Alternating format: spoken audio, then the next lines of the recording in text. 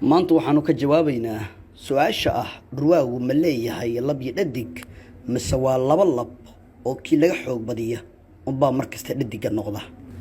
sida dad badan oo Soomaaliyeed ay aaminsan yihiin waxay ku leeyihiin dhurwaagu waa laba lab oo hadba kii laga xoog badiya ayaa noqonaya dhadiga.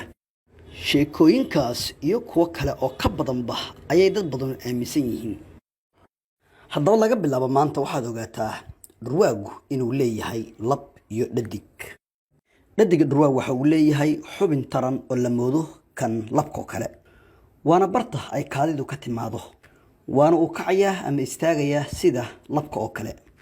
sidoo kale waa barta ay ubadka ka dhasho. inta badanba sida xayawaanada qaarkood ay sameeyaan, inta badan dhurwaagu ma aha mid la khasbi karo looguna tegi karo galmo xoog ah ama fuulid, waayo xubinkiisa taranka dib ayuu celin karaa, awood ayuuna u leeyahay inuu ogolaado ciduu doono, cidda kalena uu diido.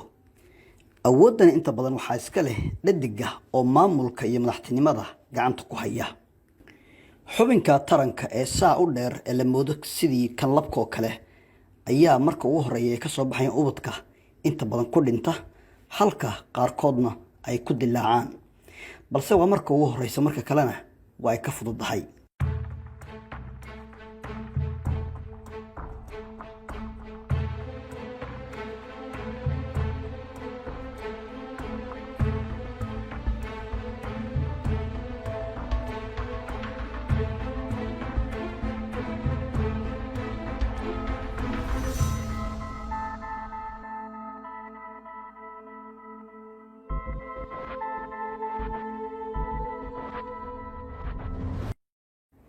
waxyaabaha ay ku kala gedisan yihiin labada xubin ee labka iyo dhadiga dhurwaaga ayaa ah kan dhadiga inuu yahay mid ka kooban maqaar, halka labkana uu yahay muruq adag oo taagan, kaa loogu talagalay inuu galo bartii uu Ilaahay ugu talagalay.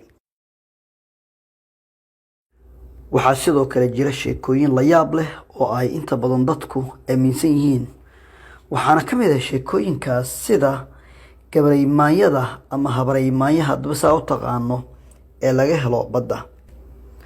waa gabar aad u qurux badan oo qaarka dambe ka ah kalluun, inta horena ka ah bini aadam caadi ah. waana sheeko qiyaali ah oo dadka inta badan ay aaminsan yihiin, mana jirto wax la yiraahdo gabaraymaanyo ama xayawaan noocaas ah ama bini aadamba ha ahaadee ee badda ku nool, waayo marka laga reebo parasite iyo bakteeriyada, inta kale waxay leeyihiin lab iyo dhadig. haddii la helo gabaraymaanyo ama habaraymaanyo, waxaa sidoo kale loo baahan yahay aabowmaanyo ama wilowmaanyo. haddii wilowmaanyo la waayana absolutely ma dhici karto wax production ah ama reproduction ah iyo inay xayawaan uu tarmo ama noole uu tarmo oo wax iska dhawaaba yaraatee.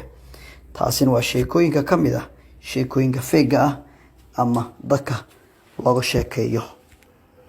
haddaba muuqaalka dhurwaaga haddii aad u haysatay in dhurwaagu uu yahay lab iyo dhadig, iyo haddii uu yahay laba lab oo kii laga xoog badiya oo markasta laga dhalo, waxaan kaa rabaa aragtidaada inaad noogu sheegto commentiga hoose. sida caadada ahaydna waa inaad kanaalku subscribe saartaan.